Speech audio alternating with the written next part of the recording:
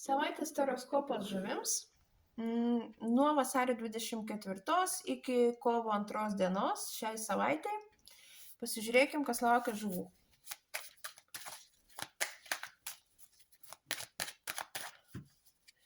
Taip, šios savaitės perspektyvos, ko vengti ir patarimas. Perspektyvos. Gana stabili bus finansinė padėtis. Gali būti, kad ir bus pažintis su gana stabiliai finansiškai stovinčiu vyru, kuris jums padės. Truks tokie žemiški reikalai, užsimsit tiesiog savo buitim, namais, pinigais, visais žemiškais dalykais. Ko vengti? Venkite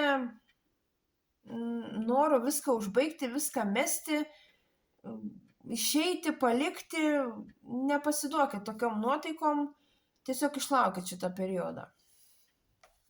Ir patarimas. Patarimas irgi susijęs su to antra korta. Nepasiduokit depresijai, kiek įmanoma. Pailsėkit, jeigu tik turit galimybę, pailsėkit.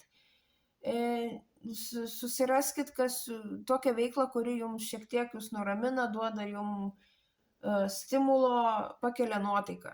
Tiesiog nepasiduokit jokiai depresijai, jokiam nusivylimui, nepasiduokit melancholijai.